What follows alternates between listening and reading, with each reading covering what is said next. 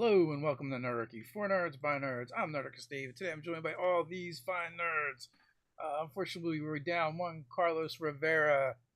He's off doing volcanic night things tonight, unfortunately, but I'm sure he'll be back next week. But we do have Robin R. Miller in the house and Stephen Partridge, our favorite guests and friends. And of course, there's myself, Nerdarchy Steve, and Nerdarchy Ted. We are going to be playing some Zoo Mafia tonight with Steven as our zookeeper. That is what we call the GM. Blood Moonshine, which he's mixing in a little bit of horror into our 1920s Prohibition zoo crime land game. In the description, you can find links to these fine people as well as to the Kickstarter for Zoo Mafia, which is up currently. We have a early bird special going on until Thursday morning, 10 a.m. So if you want to get some free dice, now is your chance. Time is running out. With that, I'm just going to throw it to the zookeeper, and we're going to play this thing. All right. Hi, everybody. I'm Stephen Partridge. I am your zookeeper this evening. We love our sound effects and our music and stuff, and we use Sirenscape for that. So, there's the shout out for Sirenscape. We love it. That's where we get our sound effects from. I'm going to have us recap real quick, and I will roll my trusty D3. I will use one of my Zoo Mafia dice. They're super cool. This one is auto, so chaos is going to ensue tonight. And that is a 3, which means Robin. So, Robin, take it away for us. All right. So, we woke up in a room surrounded by broken glass and weird machinery, and we had to kind of break our way out of this compound and found ourselves at a party when we got out. And I'm also gonna pause and mention something that happened at the end, which was I got shot in the face and died. Hey Ted, do you want to take it from here? So while we woke up in a strange room, we woke up without our clothing, without our gear, and there was weirdness going on in that room, some kind of black sludgy kind of thing. So we got out of Dodge, split the party as we're very much prone to do. Some of us found a way out, some of us found our gear, got back together, collected our stuff, and proceeded out the exit, whereupon we found ourselves at a party. And there was all kinds of antics at the party. I won't say all of it, but I ran into, for lack of a better word, my nemesis, the tiger, one of the more popular attractions here at the zoo. And he, as he always does, decided to make a little bit of a show of things and put myself down. There's some other things, but I don't want to, steal all the thunder. Go ahead and take it away, Dave. Yeah, so in our escape from the arcane lab, we're not really sure what's going on there. There also was some kind of black ooze monster that was inadvertently released by Carl. Fucking Carl. But he also paid for it because it also, took a couple swipes at him. He kind of got trapped in the room, had to escape from it by himself. Like they said, we ended up at a party, and we all got to run into some people that we kind of knew who they were. Me personally, I ran into my ex. Also, we did get the opportunity to realize that G. Goatsby was kind of involved with a sort of affair with Nick Carnivore, and we were trying to exploit them and blackmail them. So that's fun. They owe us a favor if they don't want us to release some of that. We found some dead bodies. Aardvark Curtis had a fancy pocket watch that I believe Alejandro kind of pocketed. So I think that pretty much covers all of the highlights. Yeah, I would definitely agree with that. So as we dive in, we come upon a different enclosure. This is the insect house. And in the insect house, there are a variety of different tanks. There are walls of glass, each segmented out with different arachnids, insects, scorpions, all manner of creepy crawlies everywhere. We see a golden orb weaver spider, an elder golden orb weaver spider, as she is surrounded by this it's almost like a tent. It's maybe sort of an enclosure within an enclosure. And the webs themselves form these divine geometry patterns that are visible only to her or those who know to look for them. She lays out a deck of cards after shuffling, and she grabs 6 cards, one with each of her legs that she uses to lay these out, and she arrays them in a circle. She begins flipping them over one at a time. Her eyes, all 8 of them, widen.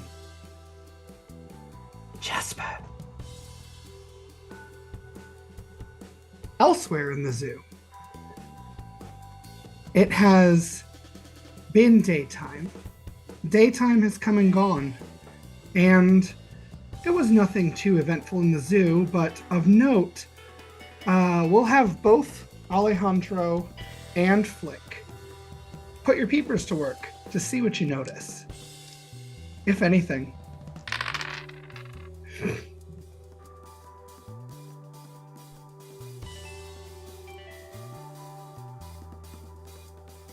Well, that would be a 7, but I'm still carrying a -1. So Okay. I don't think I see shit. All right, but you get that experience, that good experience. I am looking at an 11, doubles with the ally boss. Doubles with the ally boss. That is awesome. So you get a marker back if you didn't have one. And also, Alejandro hears the zookeepers talking. And among the phrases that catches his ear in particular is, "Someone moved the flying fox?" "I don't know. I mean, they might have. Like, it's not particularly big star in the bat house. Sure, maybe." And that's what you get. The sunset bathes the zoo in purples, pinks, oranges, and blues. The autumn leaves rustling and just wafting on the breeze. And night descends. Flick, where are you? Are you in your noir detective office, or are you going somewhere in particular as soon as you can? Let's see. I think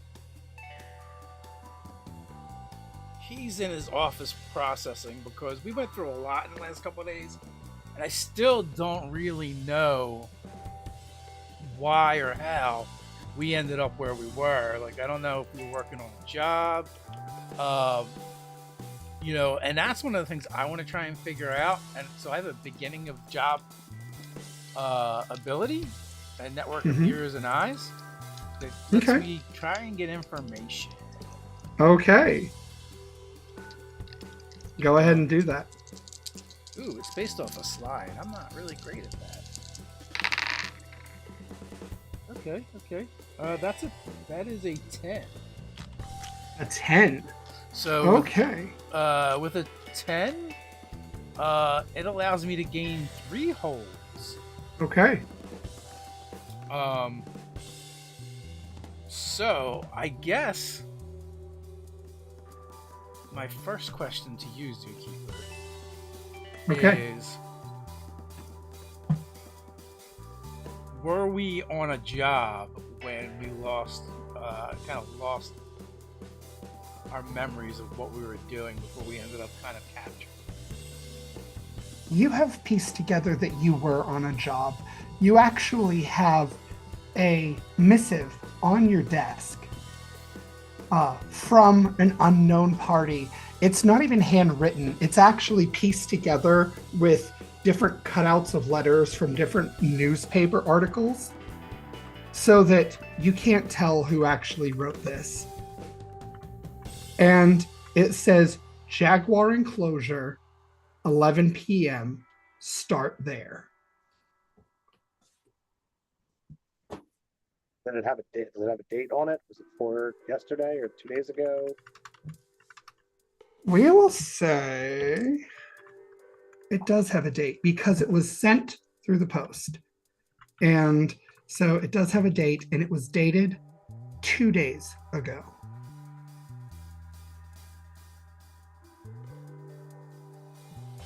And that's basically when, like, the day before things happened? Mm-hmm. Okay. I'm guessing there's no return address. Nope. Okay. Can I hold my other 2 holds? Yes. Alright. Well, with that piece of information, I will head to the Jaguar Enclosure. Okay. All right.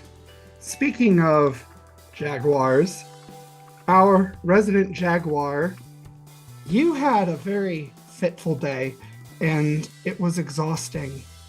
And I'd like you to roll a d6 for me and tell me what you get.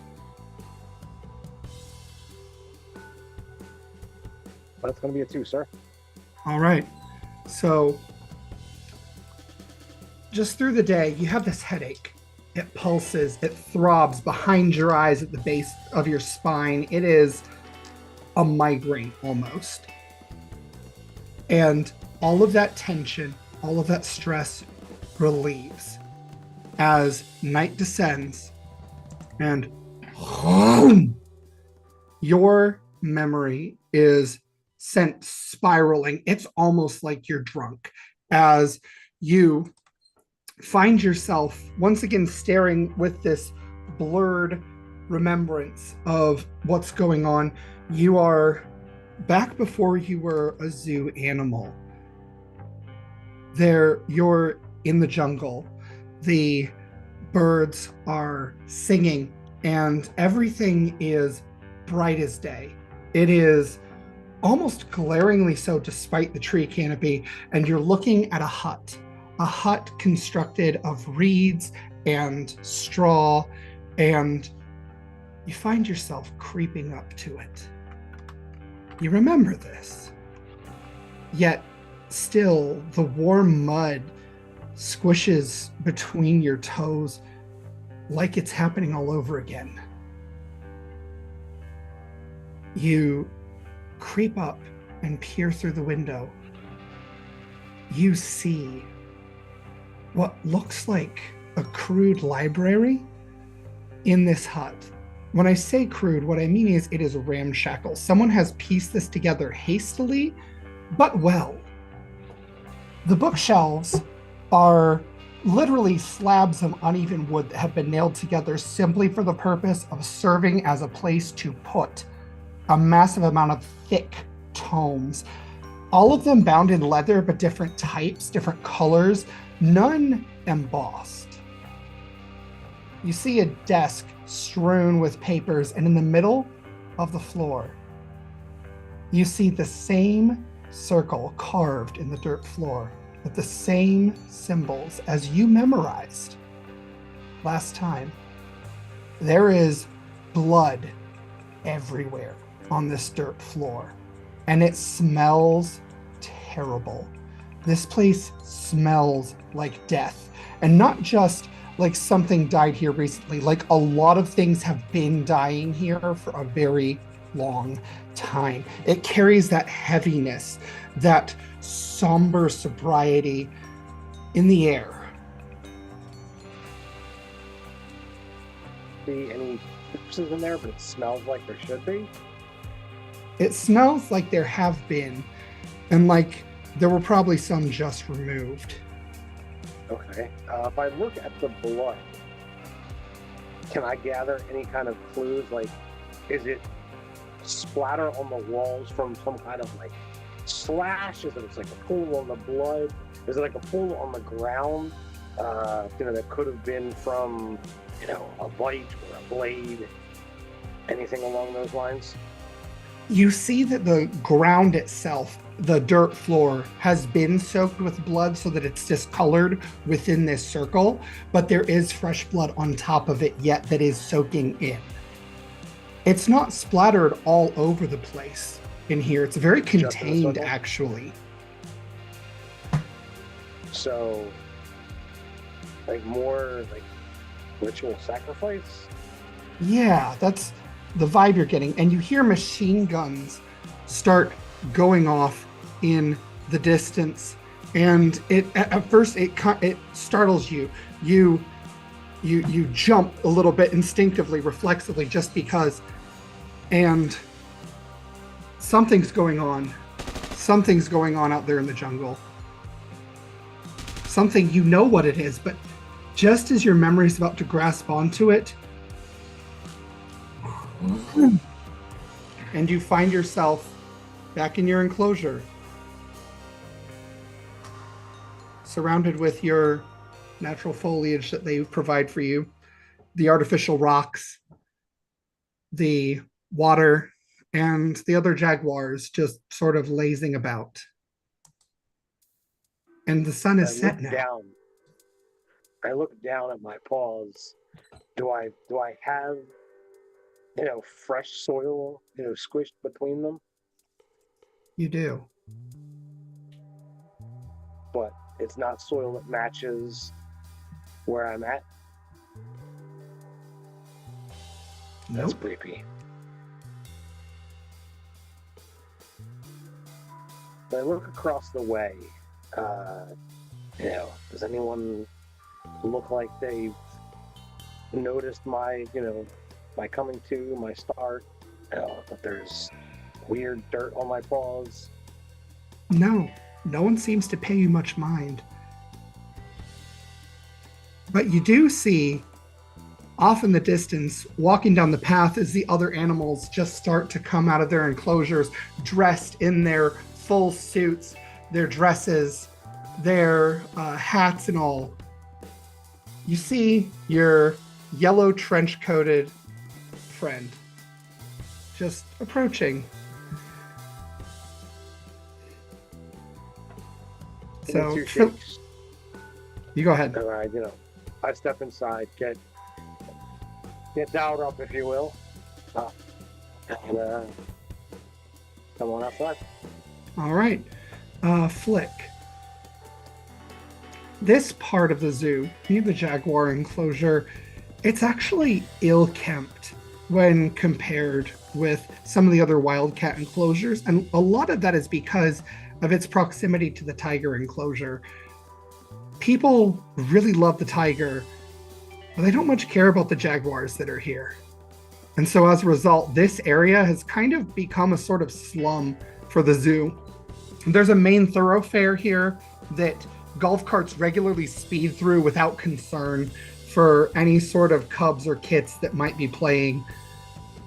A lot of animals from a variety of places make their homes here. This is also relatively near the underground factories that exist to make replacement golf carts and whatnot for when there are crashes or other things we want to keep the humans from remembering.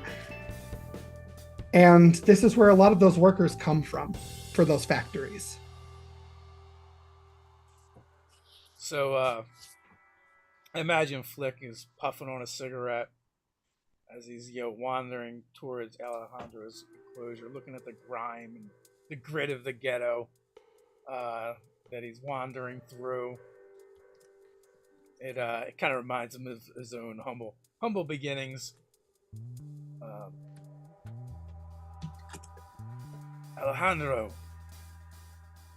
you around? Yeah, I'm here. I did figure something out. It's small. And I pulled the missive out of my pocket, my yellow trench coat, and hand it over to Alejandro. It's a couple days old, but you pick up any smell on it? I'll give it a snifferoo. Okay. I think this falls under put your peepers to work. But I'll let you substitute wild if you want, because you're using your animal instincts here. I appreciate that, but awareness is better than my wild. That's gonna be a 7 doubles. 7 with doubles. So just doubles? Yep, doubles. Okay, so when you roll with doubles and no boss, you get success with a consequence, and Hey, Steven. you get yes. I would like to just spend the marker to turn it into a success. Oh, okay. Because So- Flick, indeed, having this very moment in mind, had the Wherewithal. yeah, that word. Wherewithal. Wherewithal. When he received the message in the mail and it had no return address on it, and the handwriting was one he didn't recognize, or was even the address on the envelope put together from the magazine clippings. So this makes sense to you, Alejandro. The moment you start smelling the rather pungent odor of primates, because you would need opposable thumbs to cut out these letters like this with such precision. Sure. You smell chimpanzee, monkey. Is that gorilla on there too?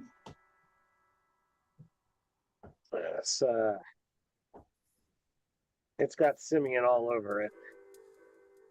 A monkey, chimp, gorilla, maybe. I'm guessing Well, this is if that's the case, Alejandro, perhaps we should go grab our crew and head over to the primate house.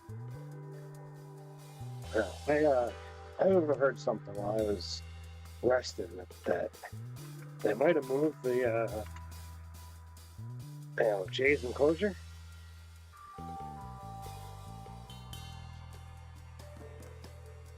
Well, let's go over to the bat house and see. We'll ask the other bats where they took Jade to. Or do you think they moved the whole bat house?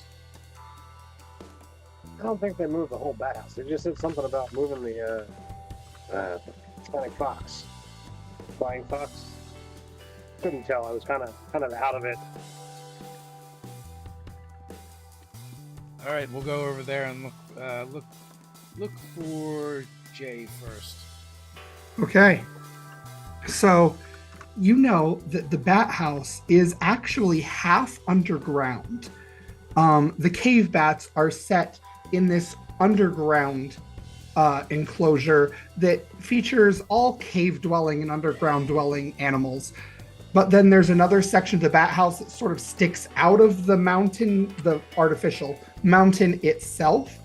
And it looks almost like a castle with spires. It evokes kind of like if Dracula lived in a glass or greenhouse type of castle. That's what you've got going on.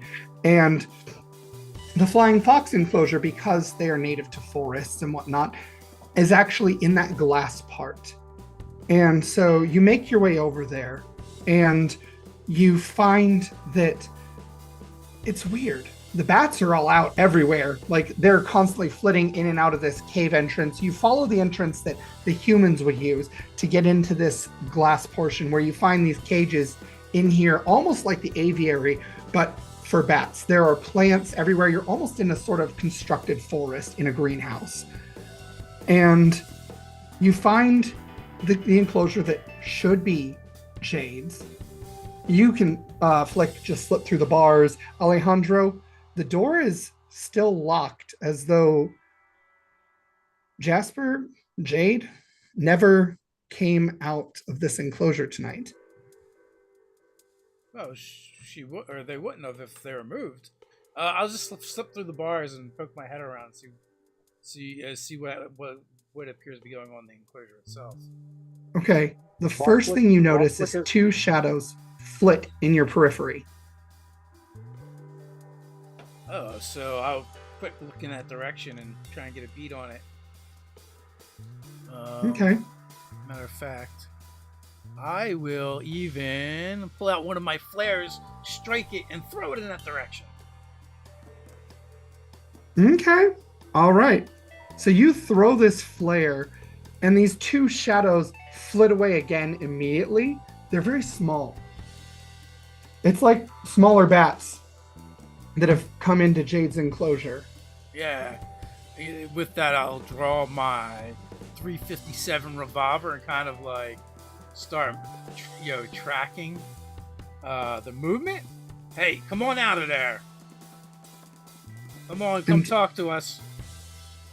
You hear one voice whisper, "Look, more people with guns. What should we do? I don't know. What should we do?" You should come out and talk to me or I'm gonna start shooting. And you hear whimpering and suppressed sobs as these two very young flying foxes just sort of like casually creep into the light. One of them is, well, how about this? Robin, you tell us what they look like. A lot like Jay, as a matter of fact. Like both redheads. One of them has slightly longer, like, top fur than the other one, but like, they're both pretty young and still have that like childlike androgyny to them. And so they creep out. And you see the one is visibly like tears are streaming and she's doing everything to not break into a full-on sob. And the other one is sort of like also scared, but like that angry wide eyes because she's taking the front and kind of like blocking the other one. So is all of this happening in a spot where I can be part of the conversation? In fact, it is. Yes, you can get in here pretty easily because you guys get in and out of your enclosures all the time. It's not difficult to do. Right. So I want to, whoever looks like they're kind of fronting this, I want to try and draw their attention. And I heard them say like, somebody else with guns. So that implies somebody's come through with a gun. So I'm going to hold my hand up and show that they're empty. Look, we're friends of Jay, trying to find them. Do you know where they are? And the one that was trying to hold back sobs just bursts into sobbing. The other one gulps.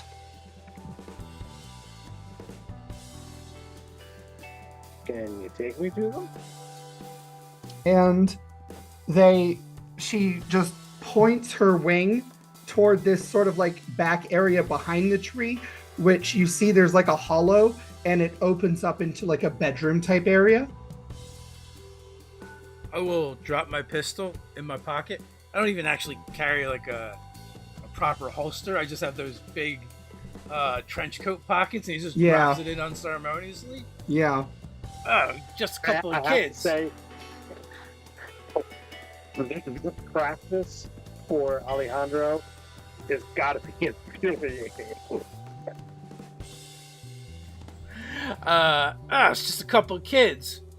You like, does Jay got some like kid sisters? They're girls?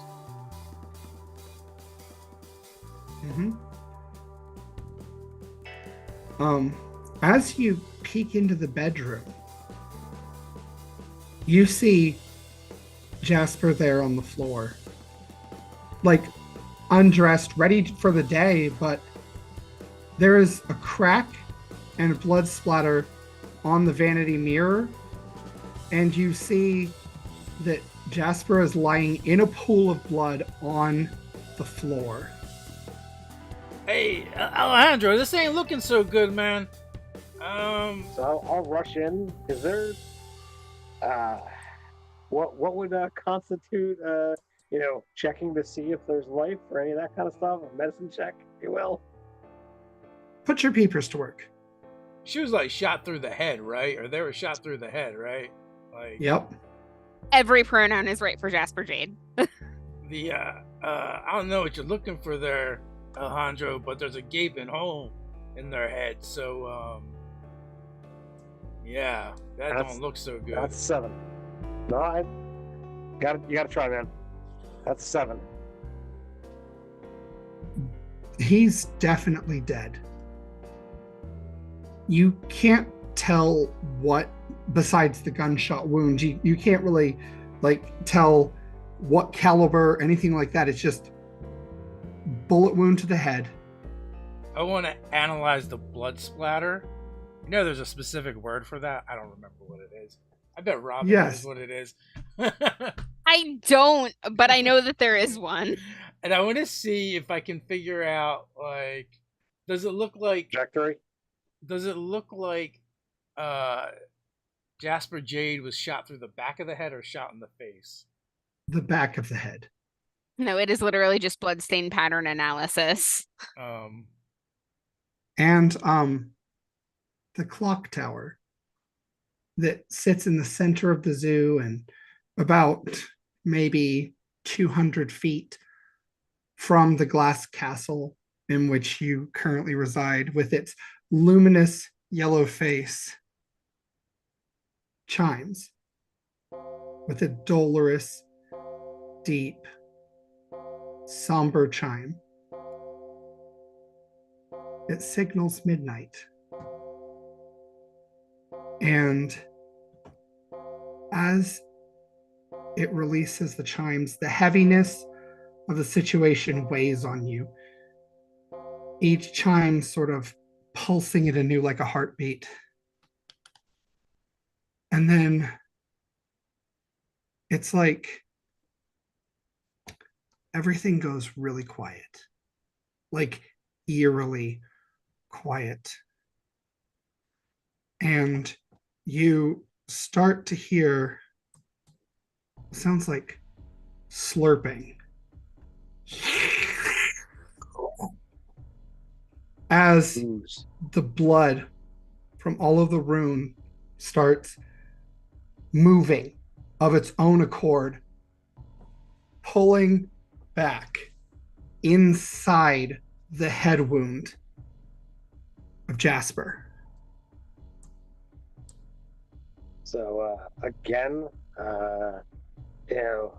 Alejandro is going to kind of take a double step back and is going to, again, we never came up with whatever that is, but whatever the making a sign in the air in front of you to ward off the bad magic. He's going to do that. Okay. So you do that, and the wound itself closes, the skin coming together, the hair regrowing out. It's almost like time itself is reversing. Jasper, you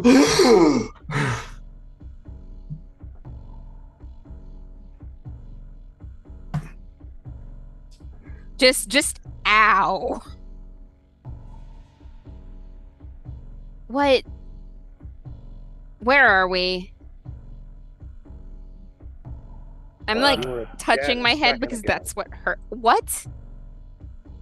You were dead just a moment ago. Mate, I'm breathing right now. And then I look down and see the blood. And the blood all went away. Wait, it all sucked back in. Okay, so there isn't any. Okay. Yep. No, mate, I'm breathing. Clearly, I just got really drunk last night and have a splitting headache and a hangover. Well, if I don't know how good your peepers are, but Alejandro is visibly shaken at witnessing all of this. He's very much, he wasn't born to the zoo. He had a time out in the wild, so he's kind of a newer addition to the zoo here. And I don't know how long we've been a crew together, but he's told you that he's seen some weird stuff. And every once in a while it kind of gets to him. And when he tells those stories, the look kind of comes about him.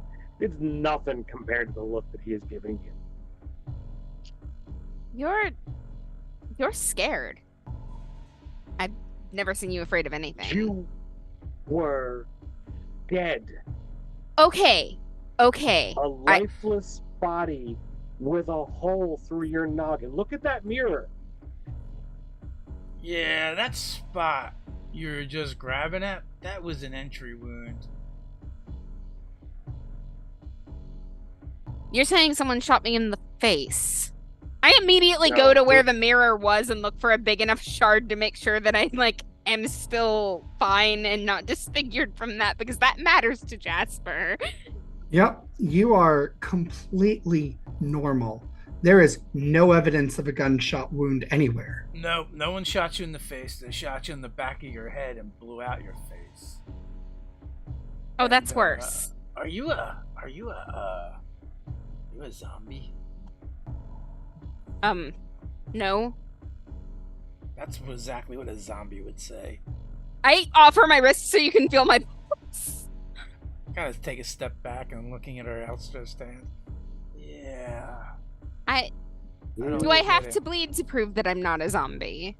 I really don't know if zombies bleed or not. Are you pure Fennec Fox? There's no vampire bat in your line or any of that kind of thing? There shouldn't be. As far as I know, we're not genetically compatible. You're not having any hankerings for brains or anything right now. No. Wait. This is my enclosure. Yeah. Oh. Do you have siblings?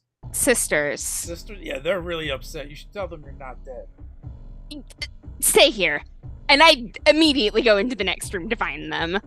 Okay, you see the one is hugging the other who's just sobbing uncontrollably. Oh, baby, it's okay. As an afterthought out loud, I turned to Alejandro. Oh, maybe we shouldn't have sent her out there like that. Because is she covered in blood, or did all the blood suck back in? All the blood went back into her body. And it's time reversed itself. The one that sees you first, the one hugging, she goes pale and looks almost sick, like she's gonna throw up.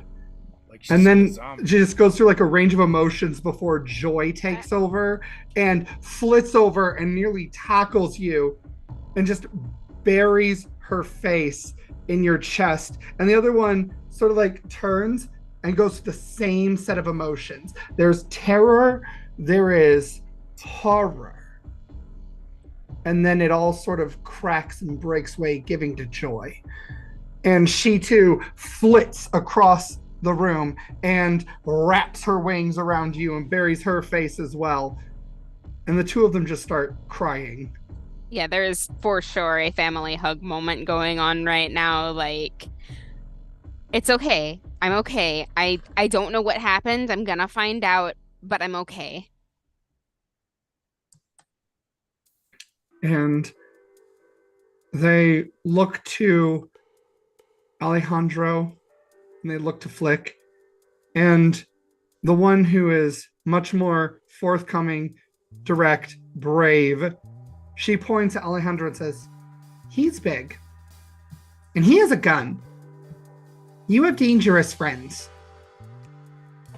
Yes, I do, but they're not dangerous to you, I hope. He pointed the gun at us. Points at Flick. Would you feel better if I left? No, he's the nice one. He's big, but he's nice. He didn't point a gun at us. In all fairness, Jasper, Jade, they were hiding in the shadows, and there's been a bit of monkey business going on, which that is why we came, and doesn't even seem to matter so much anymore. Also, we need to talk once you've pulled yourself alright, had a chance to tie her up and console your sisters. nod my hat at them, and say, "I'll be outside." And I'm gonna go try and grab one of the other bats in the area. But go. How do you two feel about going to see your auntie tonight? Okay. Okay. I'm gonna send a message to my spider friend and Okay. ask a favor. All right. They can't be home right now. She often takes them out places just because her enclosure is far too small to hold them. Being a spider as opposed to a bat. So she usually takes them out for ice cream. They like this. They're okay with this. So the post can take your message. And the two of them look at you, look out and say, "We can make it. We can do it. We usually do it." Yeah, you usually do it, but there's some psycho with a gun out there. Yeah, he's right there. Well, it's rude to point, first of all, kid. But, It's rude to point a gun. before you wander off, It is rude to point a gun. In all fairness, I did not know I was pointing a gun at because, they're hiding and skulking in the shadows. And criminals. Hey. I know, it's true, they're worse than criminals. They're kids. Listen, kid, you said something about another gun or more guns. What did you mean? Did you see something before Jasper Jade there had a bit of a bad hair day? Yeah. Someone came in with a gun. I didn't get a good look, but it might have been a human. Human? But they were small. They were little for a human. Like a kid? Maybe. Or like a little person? I don't know. Just don't use the other word, it's rude. Probably like a lemur or something, right? Yeah, like that, but no tail. Okay. That's probably enough to go off of. You can go, but you stick to the shadows, you fly, you hide in trees as often as possible, you watch out for each other's backs, okay? Okay. And then she looks over at Flick and says, "See, he tells us to stay to the shadows." I do tell them to stay to the shadows. It isn't safe to be in the light. Only you've got something to hide. But We're bats. We're nocturnal. good point. But aren't we all kind of nocturnal here? So are you. That's what I said. Aren't we all kind of nocturnal here? But you don't see me skulking around. That's because you're so small I don't see you at all unless you want me to. So He's wearing a bright yellow trench coat. He is incredibly visible. and hat. Yeah, but sugar gliders are like this big. I used to keep two. I know this. Oh, I'm so jealous. They're very cute. But anyway, why we came here? And also, I'm not so sure about this whole you getting your head shot off and everything. I'm a little concerned about this. Steven, I'll be using my second hold to figure out where I can get a silver crucifix from. Okay. You can find one from the chapel. There is a chapel. Nice. When I have time, I'm definitely doing that. So, apparently when we got kidnapped ourselves, we were on a job, or at least we were figuring something out. I found something in my office, and I had Alejandro inspect it for me. All right. And when I said monkey business, I wasn't kidding around. You know, I show the kidnapper / serial killer note that we received, and with the cutout letters, it reeks of the primate house: monkeys, chimps, gorillas. I think it's time for us to visit our own resident chimp expert, Carl. They all think I'm dead. So I shouldn't go with you when you go. They can't see me. I'm gonna follow at a distance in the shadows. Because I am a criminal. Well, how do you know? How do you know they think you're dead if a human killed you? Well, because it wasn't a human. It was like a lemur or something. I don't know. They said a little human. Without a tail. Yeah, but they also said that it was like a lemur or something without a tail. Like it was small. Probably a primate, right? Like humans are primates. Humans aren't hairy. Well, no, but if it's dark, and they're children, right? Like, it's not like they've been around monkeys a whole lot. Yeah, we should have probably interrogated the witnesses a little more. But, alright, so possibly little human or a lemur without a tail. But anyway, our resident primate expert would be Carl. So, I think we should visit the primate house. All right, let's do that then. Meanwhile, Again. Alejandro, what were you doing? I'm sorry. Oh, I was just gonna say, I wanted to see what other bats are in the area and find out if they saw anything, heard anything in regards to the gunfire this morning. Okay. Go ahead and give me a start spitting. Yeah, I was afraid you were going to say that.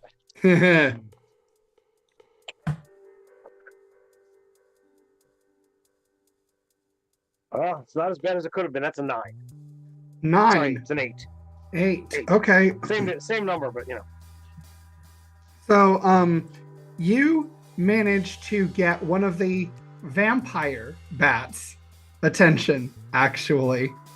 And I'm not talking about a vampire like movies. I'm talking about a literal vampire bat.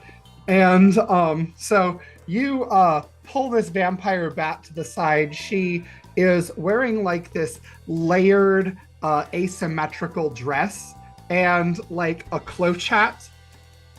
And it has these 2 holes for her big ears. Yes, what can I help you with, darling? So, obviously, you know, Jasper, Jade, call them what you like. Yes, no? Yes. Well, supposedly there was some kind of attack this morning, gunfire. Did you see anything, hear anything? I heard the gunfire, and I looked out. I saw a chimpanzee fleeing the bathhouse. Dressed in a red suit. Just a vest, though, and the pants, no suit coat. White shirt. Any chance you happen to recognize, you know, it's a lot of detail, and I certainly appreciate. Any chance you recognize who it was? Well, so here's the thing. I knew it was red because I drew attention to it when the person I was with happened to see it as well. My friend who's an owl. I caught everything but the visuals. So if you want more visual information, you'll have to go to the aviary. But if you want to know if I saw anything else, the only other thing that was noteworthy to me was that this chimpanzee wasn't headed to the Monkey Islands. He seemed to be headed toward the aviary, actually. I greatly appreciate the information. I might be able to do something with that. Is there anything I might be able to do for you? As a matter of fact, there is. You see, I am rather hungry, and just a nick would be nice. It's a small one. Usually I go to the petting zoo, or, well, the other place isn't really important. So, you want to bite me? Not so much bite, it's just a little nick. Yeah. I gotta admit, it definitely weirds me out. But you were helpful, so I'll be helpful too. And so she does just give you a little nick. It doesn't give you any damage, but we'll say that it does give you a -1 forward as your consequence for your success with the consequence. Sure, that works for me. And she just laps up just a little bit, and then she flits off on her way. And she, as she's flitting away, she calls back, "Ask for Barney." Is that Barney or Bonnie? Barney. Okay. I was gonna get that before she fled. So Yeah, Barney the owl. You took care of it. Ironically, he's not a barn owl, and he's kind of like a little well known for being angry that his name is Barney, and people assume he's a barn owl. But he's not purple, right? No. He's absolutely not purple. Just making sure. He might be All right, descended so from a purple dinosaur, but you know. So I don't know how long they take inside the Flying Fox exhibit, but I'll kind of go and just lean up against the entryway and wait for my friends to come out. Okay. And Robin, what were you saying? I'm sorry, earlier. Oh no, that was in character and it wasn't important. I was just re-emphasizing that I wasn't going to be in the open. Okay. All right. So I will need you to commit a caper after you guys choose to go wherever you're going, because you're trying to stay hidden. So when you guys come out, I'll let you guys know what I found out from Little Miss Vampire Bat. I got all 3 6s. So Okay. all the bosses are showing what happens. Okay, let me pull this up because a lot happens. So you got triples. You got a 10+, so you gain a marker, right? Mm-hmm. And then the ally boss is showing, so that means you get a critical success and you gain a marker. You have the enemy boss showing, so you get a critical success and get a -1 forward. Okay. Those cancel each other out, right? Yes. Okay. And then you get a doubles with the neutral bosses, the +1 forward, so that is what negated the -1 forward. But everyone else gets a +1 forward now too. Fantastic. So which cancels out the negative that I had. I Yeah. vanish into the night and solve all of our problems briefly, and now we get to have new ones. yeah. So yeah. So you actually everyone gets the +1 forward.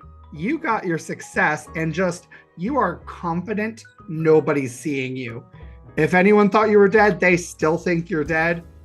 And anyone else who doesn't know you're dead doesn't care if they see you.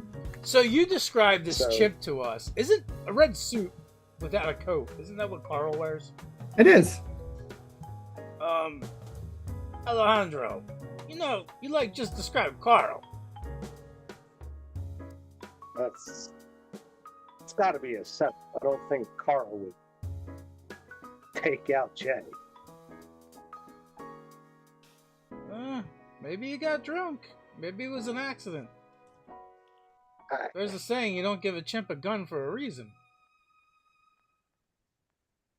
That's a stupid human saying. Hmm. So you think someone's trying to set Carl up? I mean, we are all crooks. Maybe someone got to Carl. Well, I mean,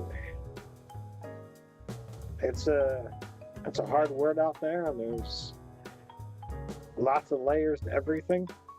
I mean, heck, look at our crazy ass plan.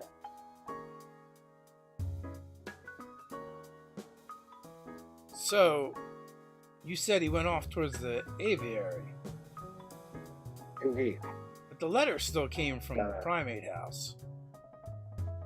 Well, do you want to head over to the aviary, look for this supposed chimpanzee, and talk to Barney, or do you want to head to the chimp house and see who you got the letter from? Do you think Jasper Jade's blood sucking back into her body looked kind of like that ooze creature? I don't know, and I gotta admit it's a little weird. Do you think she's an ooze creature? No, she hugged her siblings. The ooze creature did punch Carl. That's true. I didn't get the sense of sentience or personality out of the ooze, where Jay seems Jay. Except for we know. Alejandro. Yep. I want you specifically to make a I'm not sure. Okay, Dave, maybe you can help me understand how the system works to kind of figure this out. So like it's kind of like an investigation role, right? Using one of the 5 senses that the characters establish they use pretty frequently. So it's kind of like Wild, but it's not a bop. So there's one of 2 ways of handling it in like a Power by Apocalypse type games. Mm-hmm. One, as the GM, the zookeeper, you just decide whether you want them to have the information or not, and you give it to them. Or if you feel like you need a roll, yeah, I would say wild is fine if it's using instincts, but I would say it would be awareness if you're using senses. Okay.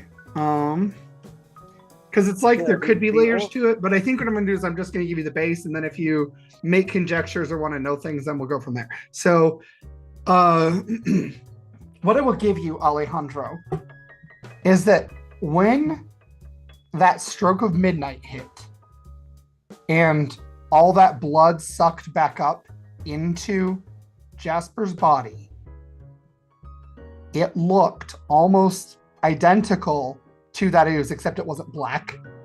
But like the way that it roiled and moved was very, very similar. And you got this hint of this almost acrid copper smell that was residual in the same way that that ooze smelled like when it happened. So, Flick, I have to say, thinking about it, when the blood moved back into the body, it moved kind of like the way the ooze did, and the smell was similar. yeah, that boozy, oozy smell, like the blood. I don't know. I don't think we're gonna figure this out right away. We're just gonna have to keep an eye on Jasper Jade because I don't know. That's not normal. And I think it's should be made mention that any of this talking where we're mentioning any of this is certainly not going to be anywhere where there's a thought of us being overheard. So anyway, let's hit the primate house. I just gotta make a stop on the way. I'll meet up with you over there. So we're going to the primate house first? Yeah, that's what I'm suggesting. Okay. Anyway. Okay, so in this zoo, the primate house is actually built on a series of islands in a cabana-themed enclosure. So you actually take a gondola and you can navigate through these different islands of open enclosures before getting to the proper primate house, which is, it looks almost like if a pagoda and a bungalow were fused together. And on the inside, there's this massive pit of jungle where the people look over and see the monkeys. And you know that built underneath that pit is constructed several different speakeasies that are all themed after the primates in different ways. But I believe, Flick, you said you were doing something else first. What are you doing? I'm going by the chapel to steal a crucifix, silver crucifix. Okay. So the chapel is in the petting zoo. And you see that it is currently being run by this enormous hog who wears like this long black robe that's kind of, it's almost like a tent that flows around him as he approaches you. And he's like, well, hello there, son. What can I do for you? Yeah, I was hoping that I could maybe take a look around and pray. Well, I mean, of course you can. You are always welcome to come here and pray or whatever else you like. Feel free. If you want me to pray for something for you, we got these little note cards over here. You can fill them out. And if you want to sing a song at the next chapel service, you can fill that out too. Whatever your heart decides or is content with. So, like, looking around, does it look like, do I see any of them, there's silver crucifixes around? Yes. Yeah. But they aren't like crucifixes as much as they are these silver emblems, right? And they are you can tell that it's like the animals were told about a church but didn't really know exactly what to do. So they're these planks of wood that have like silver on the end, so it almost makes like a hammer.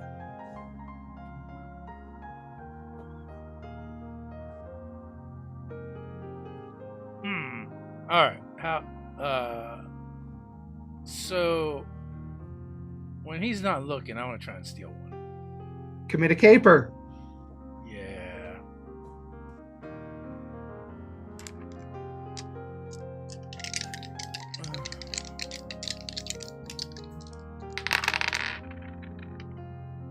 All right. We are definitely going to spend a marker because we really need one of these crucifixes.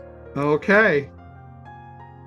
So you spend your marker and you see that there's this chicken lady in her Sunday best, and she has this enormous hat with flowers just all over it. And she turns her head to look right at you right when you're about to take it. You stop yourself. And she looks very suspicious. But she eventually goes back to what she was doing, bustling around, being in other people's business. And you swipe the crucifix successfully. All right, I'm going to make a mental note of her, what she looks like and what she was doing because she was suspicious. Okay. We might have to circle back to suspicious chicken church lady. Okay. If you want, I will let you know that this is a well-known chicken of all of the chickens. Okay. This is a very wealthy chicken of all the chickens.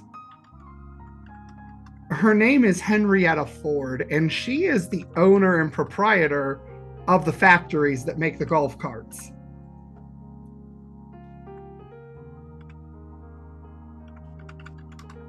All right. Her husband is a rooster named Clarence, and he is sitting in the pew that she eventually makes her way to. So what strikes me as suspicious? The way that she sort of squinted her eyes at you, and she kept her eyes following you afterward. It's more that she was suspicious of you than that she was suspicious to you, if that makes sense. Yeah, it does. All right. With that, I'm going to take my ill-gotten gains and, fake a prayer real quick and head on out. Okay. You can easily do that. And so You head out to where the Monkey Islands are. So I have to ask Alejandro, and are you Jasper or Jade at the moment? Definitely Jasper today. Okay, so Jasper and Alejandro, are you taking the gondola before Flit gets there? Wait. Okay. Agreed. Then I would like both of you to put your peepers to work for me.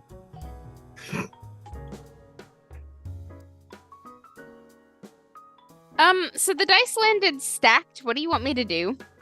Whatever you want. I'm just gonna re-roll this one. Okay. 9. 9. Okay. I'm sitting at a fancy 11. Okay.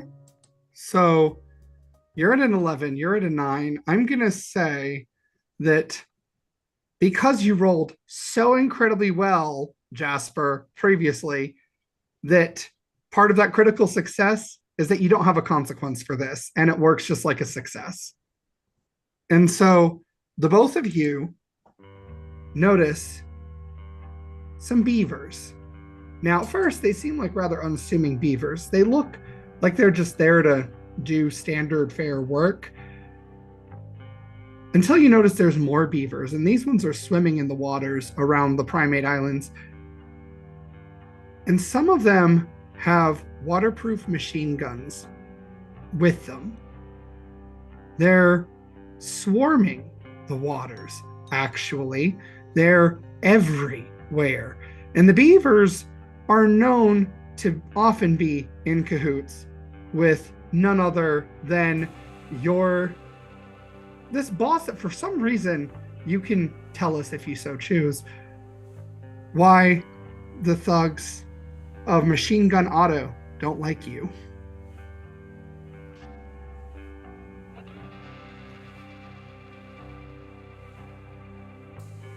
Is that to me or to Jasper? Both of you. Because Otto is your enemy boss in this game. So what type of goons are they? Beaver. Beavers? They're getting busy. Mm-hmm. They're busy beavers. So, I don't know if it's any specific, rivalry that's come up, but beavers don't exactly get a whole lot of draw with the zoo. Like, yeah, they might, be cute here and there, but at least for Alejandro, even being the dregs of the cat exhibit, he's still part of the cat exhibit. It's still where a lot of people spend a lot of time. So even if Fernando gets all the draw, or 90% of the draw, they're going to the cat house. Nobody comes to the beaver enclosure and spends lots of time oogling and ogling the beavers. So yeah, they got a problem with the cats. Okay. I once wrote and performed an unflattering song about Otto. Oh. I no longer remember what he did to make me angry, but it has escalated since then, and that is where we are. I see. So I'm going to give each of you different information here where it diverges. Sure. The first, for you, Alejandro, is that the gondola drivers don't seem aware of the beavers in the water because their attentions are much more fixed on the very thing that caught your nose rather readily, and that is the scent of dog. As you realize that there are wolves stalking everywhere, and these guys aren't the Fuzz. These guys are part of Mother Barker's gang, who is loosely affiliated with the aquarium in a variety of ways. So there are wolves, and they're also toting machine guns here.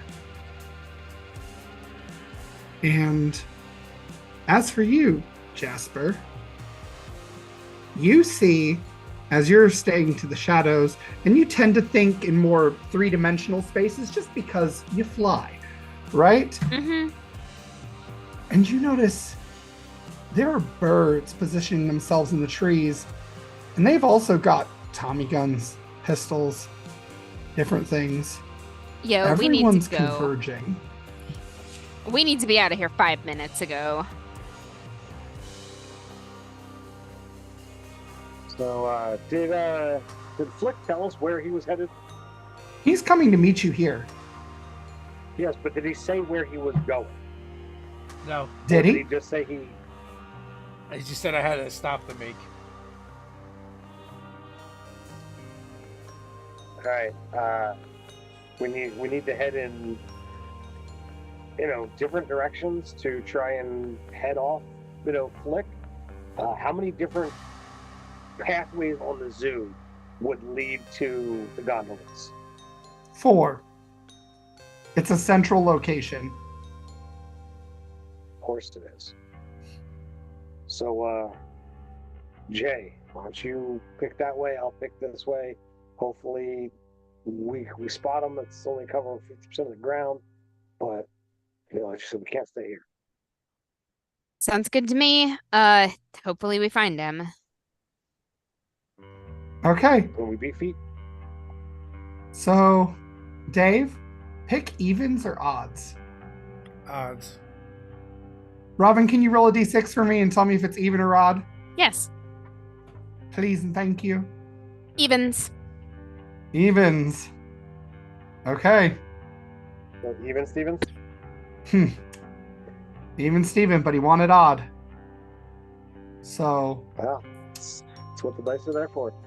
you guys don't run into Flick on your way back.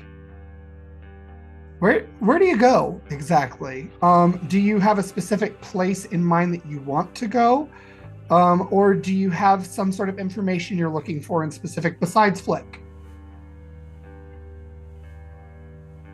So I would be just heading down the path, trying to find Flick, and if after a couple of minutes, if I don't see him, my plan was to kind of turn back and be a distant observer as to whatever is about to unfold.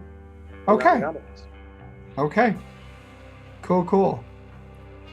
So, meanwhile, Jasper, what about you? Like, my first concern is staying out of sight because I really don't want them to know that I'm alive. Right. So I'm just like sneaking around like the lower canopy and trying to evade the birds and like going in a big circle, probably like just gonna try to lose them first. Like, did they see me? Do they know I'm here? They don't know you're here. Okay, well, in that case, then I will, after having checked this path, go to one of the others and then go back that way and continue to stay hidden if I can. Okay. Go ahead and roll the dice and see if you can get an odd for me again, since you're taking another path. I did get an odd this time. Okay. So on that second way back, you see Flick. Great. Can I, like, dive, snatch Flick, and go back into the tree shadows? That depends. How inclined is Flick to trust a snatching? One he's unaware of, I think he would try and avoid that. Okay. So I want you guys to give me contested bops. Okay. We're gonna wild out. Yep. I'm not good at this, I'm not that great at it either. but I got an 11. That's interesting. I got a 2 with doubles. Oh, snake eyes. Sorry, a 3 with doubles. Enemy boss showing. Oh, okay. Oh. So, that means you got doubles with the enemy boss. You lose a marker. I'm ripping through those bad boys. You are. Someone's got to spend them. My gang doesn't. And so, At I forgot us, about Dave. that. All right, we'll fix that. and you find yourself, Flick, it is a blur as something snatches you up and has you by the arms, and it's flying with you right now. I'm going to kind of like wriggle around and try and see who has me. Maybe going for my gun. Okay. Hey, it's all right. It's all right. It's all right. Just hold still. Into the bushes. Jesus, Jasper and Jade, you gotta warn someone. Quiet. There are a ton of guns around here. They are all gunning for us. We gotta get out of here. You gotta pack your shit. We gotta go. Like, Slow down there. Jasper, Jade, how do you know they gunning for us? Were they outside one of our enclosures? oh, it was Machine Gun Auto's people. Outside of which your enclosure? Alejandro's enclosure? No, Mine? here at the gondolas. Oh, you think they're after Carl? Oh, maybe they wanted to take. Oh, him I out really there. hope not. Maybe. Hit the And deck. suddenly, the firing starts raining everywhere as birds soar, swoop, swipe everything from the air. And you see that the wolves have produced their guns and are firing on the birds. Meanwhile, from the water, the beavers are firing their guns at the birds as well. The birds are dive bombing the water. The aquatic birds, like the pelicans, are trying to scoop people up and just drop them on hard ground. It is chaos. So they all seem to be fighting each other, but none of them. What about the? Are any of them seem to be going after the monkeys?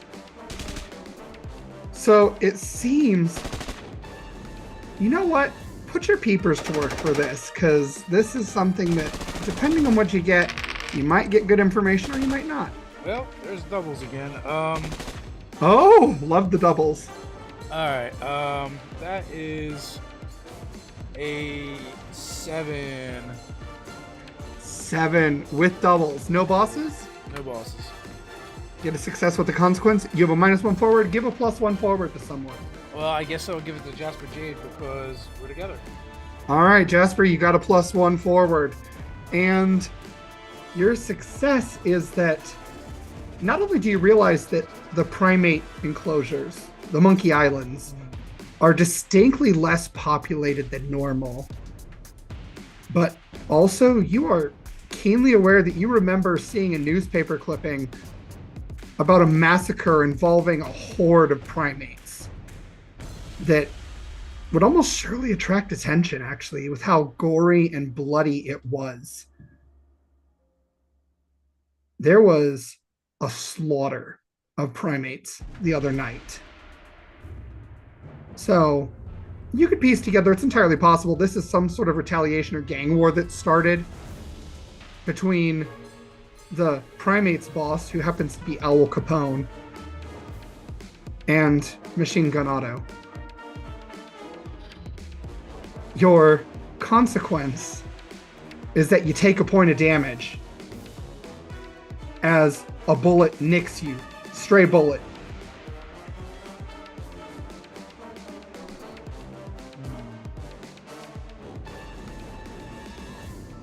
Meanwhile, while this chaos is ensuing, you hear a lot of rustling in the bushes that you're hiding in, Alejandro. Put your peepers to work.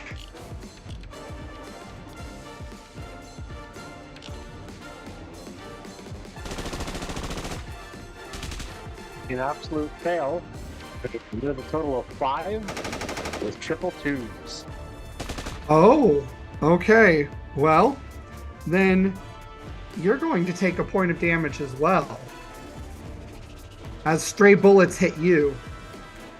And not only that, but you seem trapped in your area. If you move anywhere right now, you are going to get hit again.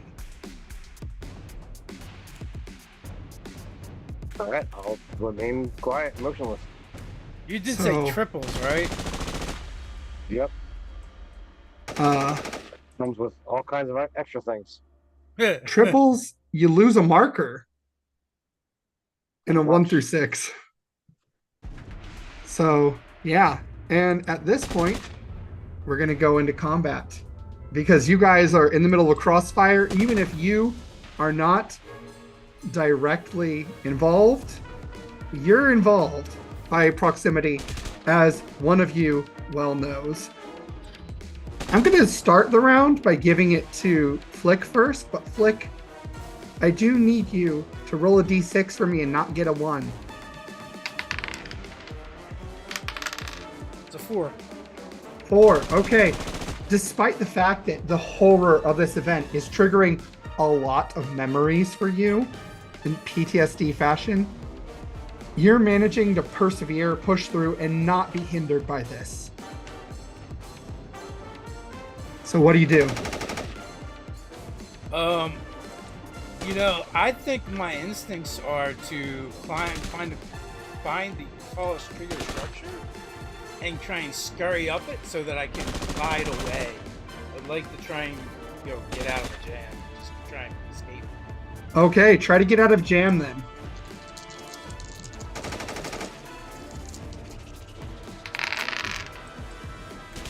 Alright. That's a 9. 9 is a success with a consequence. No Oh, doubles? No doubles. But I do have a -1, so it's an 8, but it doesn't matter. All right. You take a point of damage as your consequence. But you do manage to find a hidey hole so that you have some protection for next round. I'm in a knothole in a tree. All right. Who are you handing it off to? Well, I guess since I'm with Jasper J. Okay. Jasper, what are you doing? Sorry, I picked a bad time, didn't I? No, it's okay. I'm just thinking, yeah, it's going on everywhere. We're on the ground. I don't suppose I can, tuck the tiny little sugar glider under one of my wings and, combat crawl through the underbrush? No, because he's no longer there. Oh. As he scurried up a tree and into a tree knot, like a hole in the tree. Sure. Okay. He did say we got to get out of here as he did it. I need to look around and see where the fire is specifically coming from. I'm gonna see if I can calculate some trajectory here, because keeping calm in a crisis like this is the best way to survive. Okay, put your peepers to work. 5. 5. You can't see a way out and you take a point of damage. Yeah, it makes total sense that would be the case right now. Yep, so you kind of peek around and a bullet nicks your cheek. Oh, that had better not scar.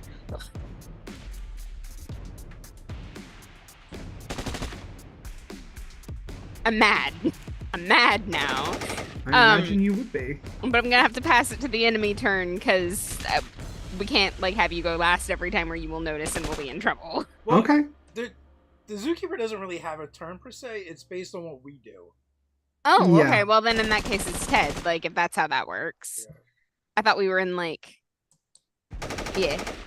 Yeah, no. Now, if the zookeeper wants to actually do an action, they just say, this is what happens, and, it's a hard move, and we can spend markers to kind of counter things and that stuff. Yeah. So this is kind of treated as, during this combat, it's a combat for you guys, but it's really an environmental hazard is how I'm treating it. So you're trying to get away, or unless you want to engage, go for it. But you're probably not going to win it. So looking at the scene, does it look like this particular side is winning? It looks like right now the sides are pretty even. If you join the fight, you will skew the fight in a direction. Now, do we know, we know that the beavers are autos, but and the dogs, the wolves, are from the aquarium.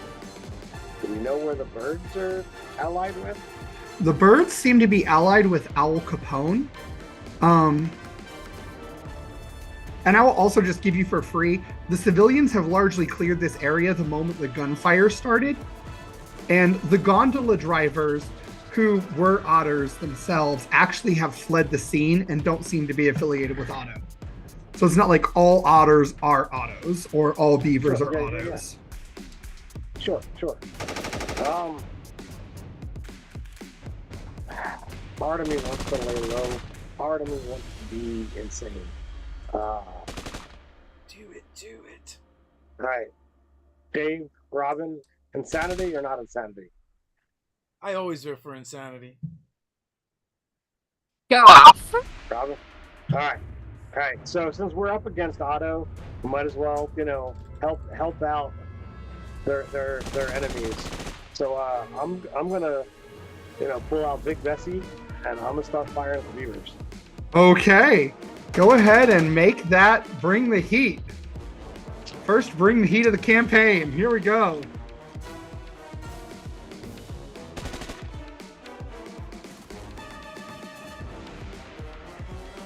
So that's going to be an 11. An 11. Okay.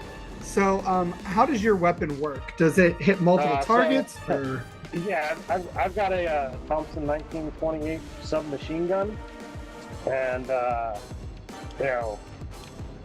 so are they like regular guys? Are they goons? They're all mooks.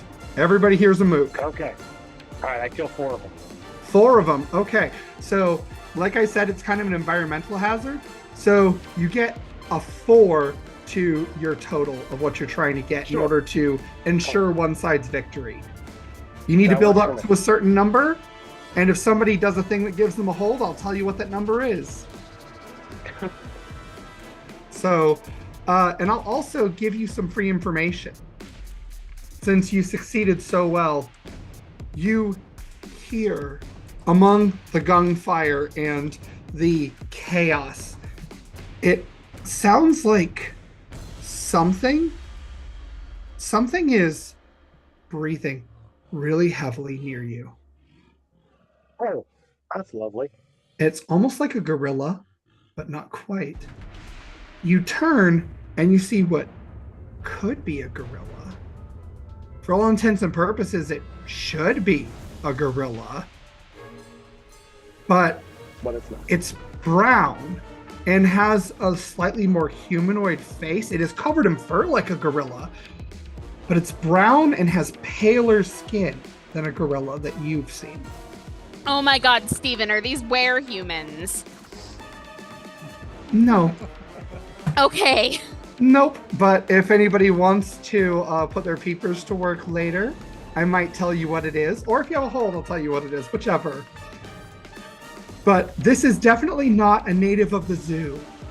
Of that much, you are certain. And so, with that, we're going to put it back to the top. So, instead of that, I'm just going to let Ted hand it to somebody. So, Ted, hand it to somebody else. Yeah, I'll pass it back to Robin. All right. So, Robin, what you doing? We need to get out of here. Okay. So Jasper's looking for a way out still? Yeah, I'm looking for a way out still. Okay. Go ahead and give me another roll. You're peeking your head out. You're risking it. Risk it for the biscuit. That's going to be a 10 total, and I have the ally boss showing and the enemy boss showing. So you have the ally boss and the enemy boss. Yes. So you have a 10 total. Yes. So doubles with the enemy boss, you get a success and a -1 forward for yourself. And then with the ally boss, you have a success and you gain back a marker. So you have a marker and a -1 forward. And you do find a way out at this point. And what's more, you see the creature that's about 10 feet from Alejandro across the pathway and in the bushes. This creature looks like a Sasquatch. Mm-hmm. And that's what you've got. So you have a way out and you can see it clearly. If you'd like to take the opportunity to get out of Dodge, you can do so now, or you can inform other people. Choice is yours. Talking is for when we're out of here. And I have to be there to pick my little sisters up. I'm sorry, guys. Of course. So I'm bailing. Okay. So you're bailing, and because you got a success and no consequence, despite the fact that the machine gun fire continues to just rain all around you. You avoid it, nimbly dodging, swirling, corkscrewing, whatever you have to do in your flight to avoid the bullets. And the other two, you can see Jasper has fled the scene and is no longer in the combat. Who are you handing it to, Jasper? Dave this time. Or did Dave just go? Nope. Where are we? Okay, Nope, Dave this both time. Dave and Ted have a turn still this round. All right. Yeah, I think I want to do the same. I feel like I probably should get out of here. Okay. Dave kind of wants to help Alejandro, but you know, I don't think Flick knows to help Alejandro currently. So there is that. Okay. So I do need you to roll a d6 for me first, and don't get a 1. What happens when you get a 1? Did you get a 1? I did. Okay, so you have a choice. You can choose to go full-on batshit crazy, and I will let you just have a free action to succeed at whatever, and you take 2 damage, or you can be frozen for the round and do nothing. I tuck my head between my glider flaps in my knothole in the tree, and I don't see a way out, and I freeze. Okay. That means, Ted, it's your turn, sir. Looking at this Sasquatch, Yeti, were-human, whatever we're calling, you know, the new attendee of the zoo here. Number one, is he heading at me, or is he just heading in the direction of the firefight? He is sitting with his hands over his massive ears and his eyes closed, breathing heavily, about like 10 feet from where you are right now.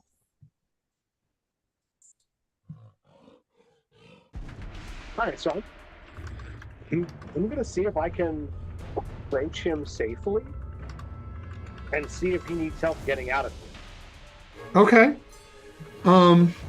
So you can get to him, and you see him with his eyes closed and his hands over his ears. Oh, tap his leg, tap his shoulder. I don't know how much taller he is than I. He would stand about 10 feet tall. So, it's been a long day. I just want to see if I can gather his attention and see if he needs help. Okay.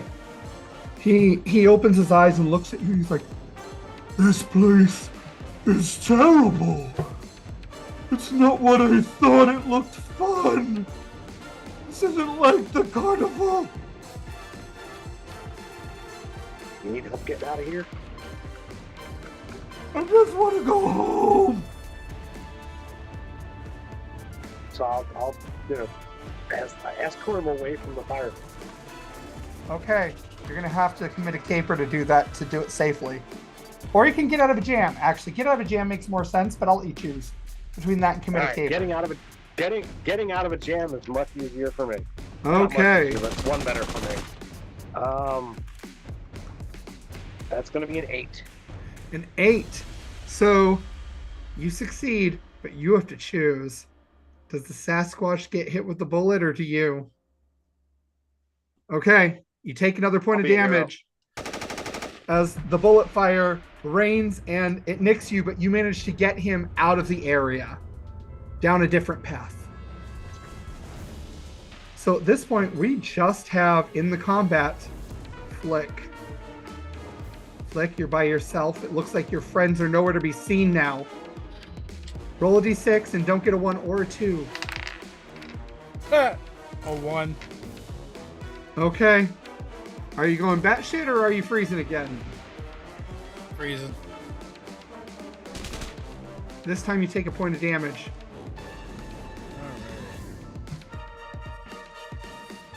So go for it again.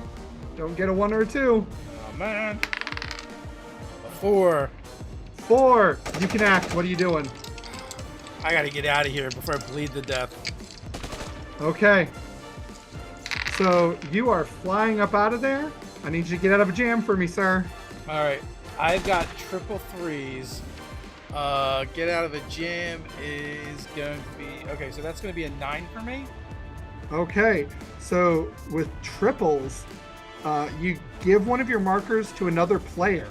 Alright, I know Ted has lost a marker, so I'll give it to him. Okay. So... Thank you, sir. Your consequence is that you take 1 more point of damage Oh, as you snap. fly out. And it goes right through your skin flap, so you're having trouble gliding, but you make it out. He looks like one of those whirligigs, they fall off the trees, the seeds, as he flies up the air. Mm-hmm. Oh, no. Do you guys have a predetermined meeting point that you've arranged already, or no, not really? Man, I think I just go back to my enclosure at this point. Okay. And I'm gonna take a moment to catch my breath to get 1 back. Okay. Well, we are certainly gonna have one from now on. So, what about? Is there any chance from on high that our flying fox would see the freaking Yeti walking next to me? I would say yes. Yeah, that's not even a roll. Jasper has a great vantage point. You can see a giant 10-foot tall furry, maybe gorilla, kind of humanoid, is walking beside Alejandro. And Alejandro is bloody. I'm taking a couple points of damage. I'll be fine. You wear white. Jesus.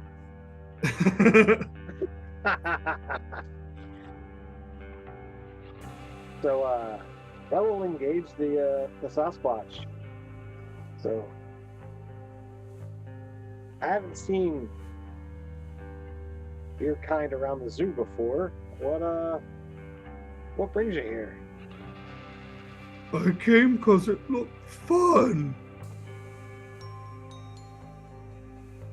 Well, it can be as long as you stay away from the crazy gunfire. We heard people laughing in here. It was different laughing from the laughing at us. People laugh at you? Uh-huh. They laugh at all of us. It's more like you? Not like me, but living where I live. Where do you come from? The circus. We set up across the park.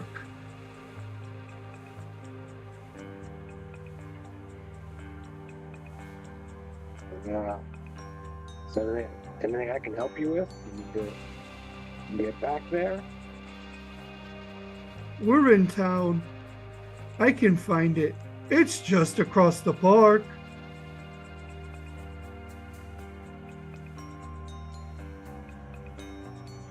Came here to look for fun.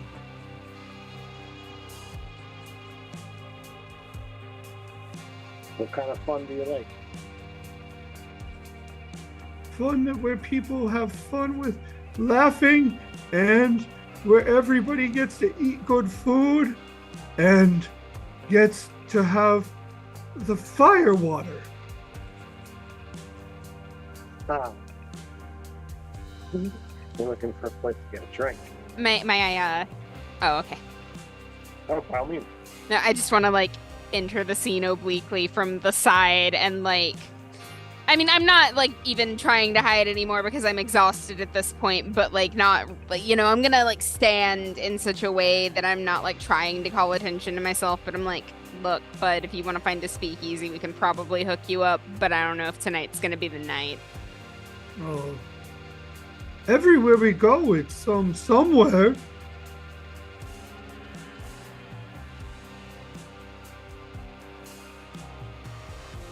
Jake, do you have anything stashed anywhere that you can give to our new friend here?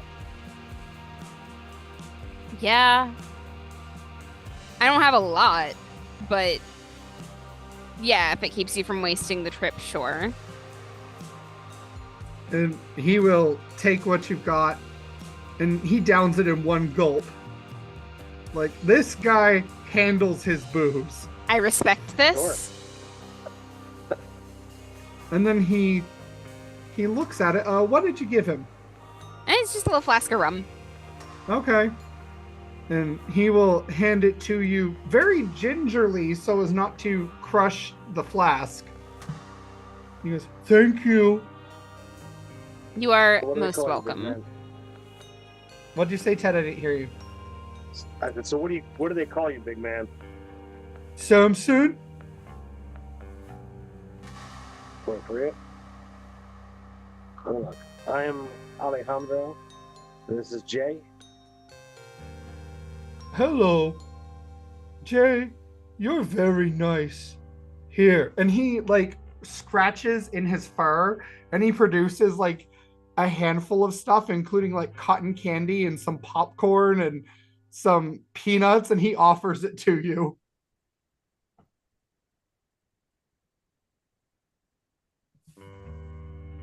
For you. Oh, thank you. We're friends, right? Yes, sure, we can be friends. I'm Jasper Jade. Hello. I am Samson. Samson, that is lovely. And also, there's lots more like this where I come from.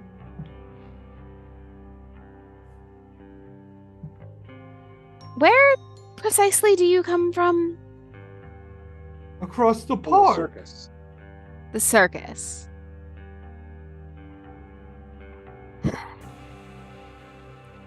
And is that something that we're going to need to look into? Or is this... I think this might be an interesting jump for us. All right. I mean, it's certainly an opportunity, if nothing else. I should go. The sun's gonna be out soon. If I'm not where I'm supposed to be, I'll get in trouble. Oh, quite Oh, we wouldn't want likewise. that. And I have some kids to pick up before that happens, so I will see you again soon, but this is where I diverge. Okay. Bye, Jasper Jade. Goodbye, Samson. I'll see you soon. You know your way to the gate?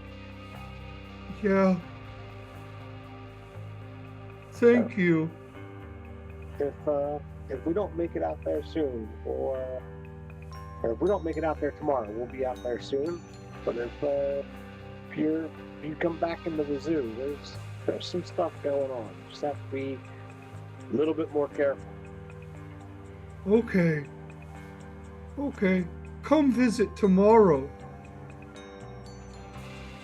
Try and make that happen. All right. Bye.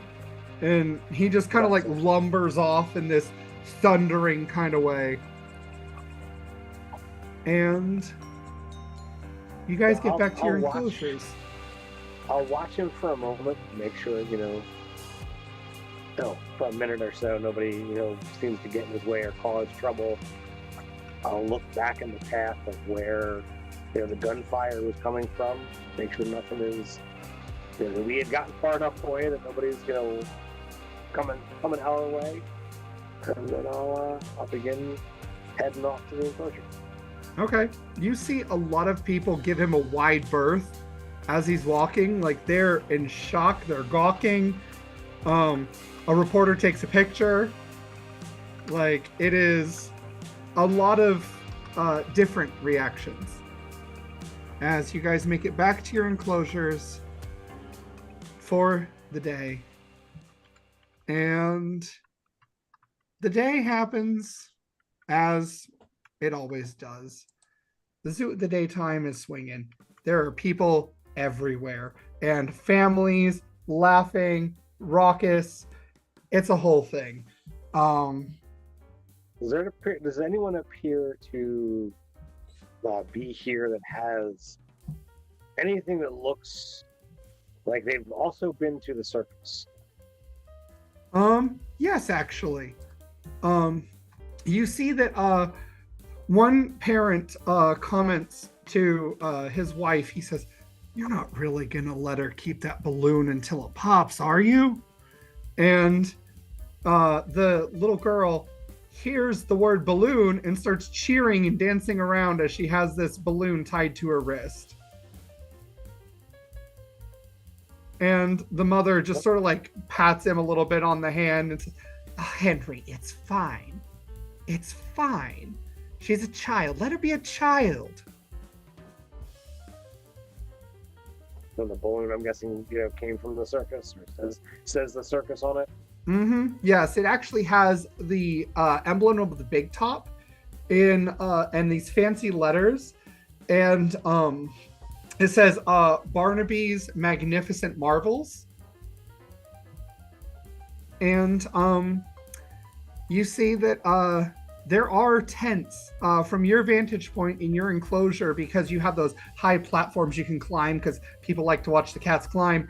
You can see there's an arrangement of tents and wagons and all manner of things across the park in which your zoo is located. Essentially, there is the zoo proper, there's the parking lot, then there is a hill with a playground and a big open square with a fountain, and then there's the open field area where where all of the tents and everything is set up.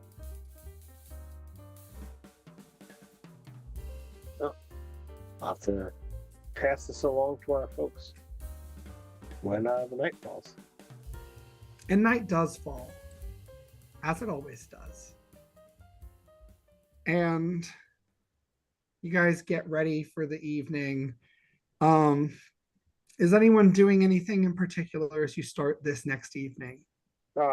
So before I would have bedded down, I would have done as Dave did, take a moment to heal one. And then we get one back for resting, correct? Yes, you do. But actually, just as you start getting everything around and you're ready to go around midnight, you've had your lunch. That clock strikes 12 once again. And each of you watches as the wounds you suffered the night before start closing of their own accord, as any blood that was outside your body comes back into your body. That you'd wiped away and thrown in a rag in the garbage floats through the air out of the garbage and goes back into the wound. And all of you recover full health. That's kind of creepy. Very creepy. Holy crap, I was actually dead. I pull out my crucifix, start pressing it against my own face and flesh. Okay. Nothing happens. Oh, thank God I'm not a zombie.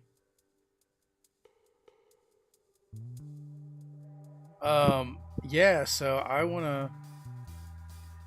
gonna wanna go find the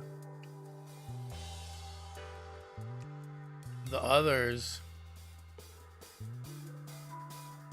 and see if they kind of experience the same. Okay. Where do you guys usually meet up? I don't think we've established a spot yet. I feel like it was you're a kid. It was like when you were a kid and it was Saturday morning, and you just randomly show up at one of your friend's house. But like since we haven't designated, and like it kind of changes. Okay. So where's everybody going tonight? I think we should go to the cat house. Okay. I'm volunteering Ted. Okay. So you guys go to the cat house, and it's still a slum on the outside. You do notice that there's a lot of animals, even from outside the zoo, that make their homes here, especially mice, rats, and squirrels, small rodents. You guys know that in general, Henrietta Ford has a distaste for the smaller animals that can't be of use in her factories. What a chicken. Yeah. And she, or not she, I should say, those of you who are here will notice, this is just a freebie, you see a familiar face from that party who lives here in this slum. He was heading up the catering and everything and the cooking.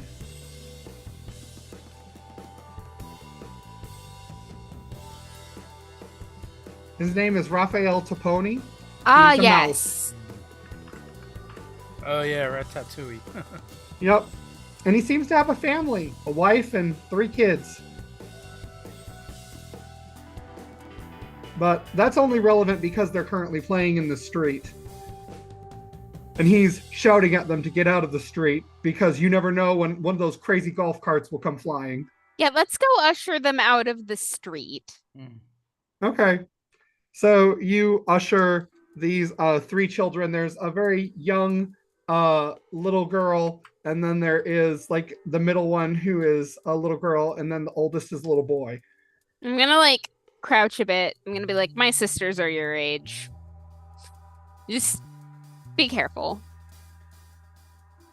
Wow, a real bat. Look. It's a real bat. Tony, it's a real bat. And the oldest just sort of looks down at his sister and he's like, yeah, Alfreda, it's a real bat. That's what happens when you live at a zoo.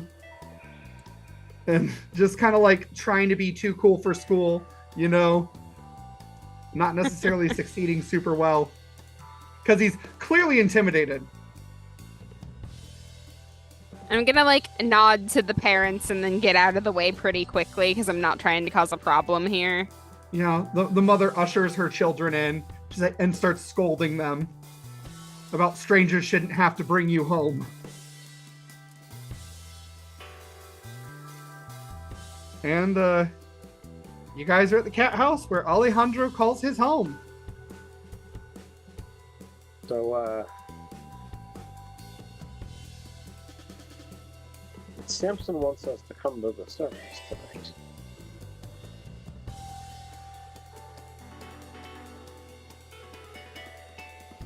Circus. Yeah.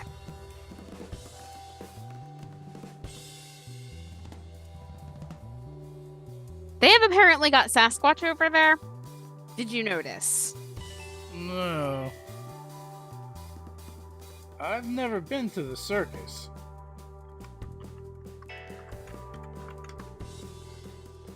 Me either. Can't really say that I know exactly what goes on over there, but you know, be an interesting diversion.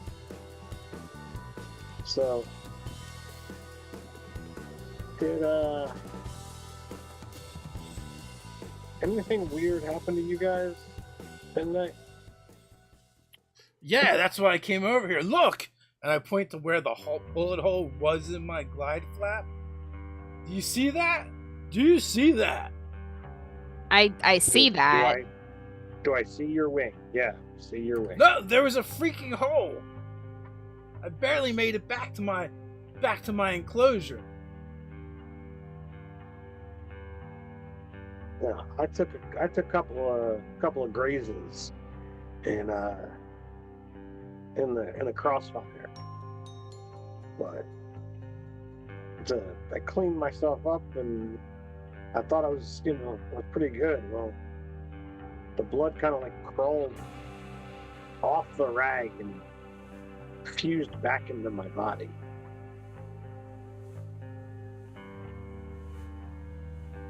Much the way it did with Jay over here, right in front of us.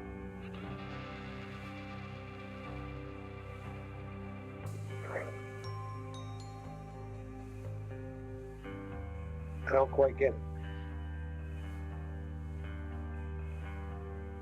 I have a hypothesis if you're interested. Sure. This started after we ended up drinking that blood stuff. We were in a lab. I think someone did this on purpose. And you know what? Maybe I'm not complaining because I'm still here. That's definitely something. Well, we are certainly happy about that part. I'd like to know what it means. I'd like to know. Just. Did we actually drink any of the stuff, or did we? We tasted it.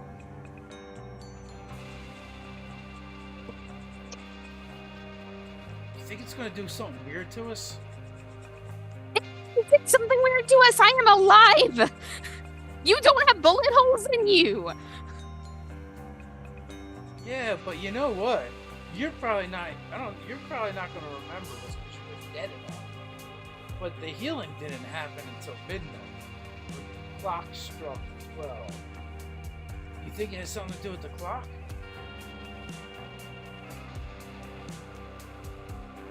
That's so weird. That doesn't make any scientific sense. That's when my bullet holes healed.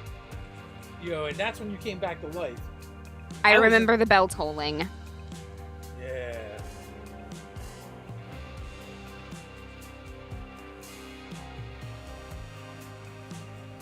It's super weird, right? We got another mystery to Jade, solve. I got something I need to show you. Yeah. And I pull out my crucifix, not crucifix, and press it to Jade's forehead. I'm sorry, were you trying to burn me? I'm just seeing if you're a vampire or a zombie. I am not a vampire bat. Not all of us are vampire bats. Yeah, but not all of you come back from being shot, having your face blown off. You did it too. My face didn't get blown off. It was a tiny bullet hole. I mean, it looked really big on me because I'm tiny, but, you know, I was still alive. I would have healed. Get over here. I'm like chasing you, trying to grab you. And the Tom and Jerry episode ensues. It's very Three Stooges. Alejandro will sit back and just enjoy the hell out of that. But, you know, I mean, we're alive and having fun, but, you know, we never did make it out onto the island. And so we still have to figure out, you know, who this, you know, which chimpanzee, gorilla, monkey team is responsible for your letter. We have to figure out what job we were on that led to all of this. We have to consult Barney the owl, that's not a barn owl, about the chimpanzee in a red getup that shot Jay. And we have a circus to explore. Yep. Yeah. But also, Carl. Like, we haven't seen Carl since all this stuff went down. Carl could have been the one that killed or didn't kill. No. We cannot Jasper do that. We don't know how many chimps in the zoo are even left. Hey, zookeeper, how many chimps in the zoo are left after the monkey massacre? You don't know, but you would guess that it's in the neighborhood of 20. And if we're getting affected by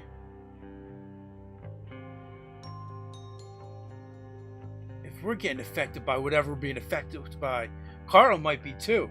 What if it affected him different because he's a monkey?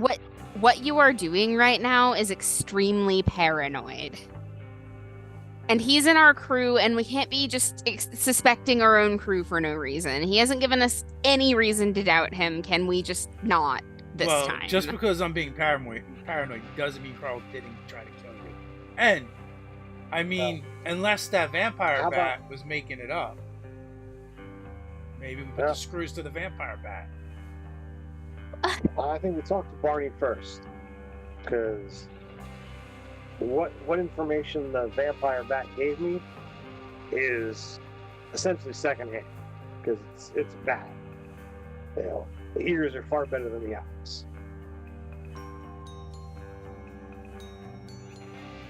But So- We talked to Barney. Try to figure that out.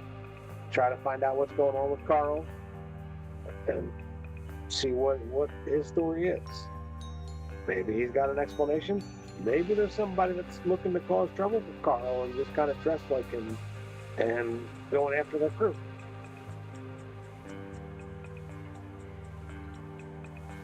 So as you guys make your plans for the evening, I will request that you once again indulge me in a short narrative. Absolutely. The double doors of the aviary open to reveal a tropical forest with a babbling river cutting through the middle, complete with constructed waterfalls and lucid ponds that dip beneath the walls, leading to the adjacent pond expanding outside. Art Deco metal staircases spiral to overhead scaffolding that spans the entire aviary, level with the tree canopy. For those who prefer an overhead view of the winding pathways, they would trot here. But those who like to see the birds from the ground walk the pathways lined with statuary and fountains. Ornate cages dangle on thick chains mounted on the ceiling. One such of the larger cages acts as Owl Capone's private office. Here she has a desk, some bookshelves above her seed trough, and a water bottle mounted on the wall. Silvery moonlight beams from the glass ceiling and filters through the bars of her office, casting geometric shadows on the blue carpeted floor. She sits at her desk, and across from her sits a chimpanzee. Owl's blood-red, ruby-colored eyes widen. You did good. You did good shooting that flying fox. And you know, it worked. So it was a success overall. Now we just gotta see if we can make use of them. And that is where we're gonna cut it for the evening. Well, thank you very much, Steven. You are an awesome zookeeper.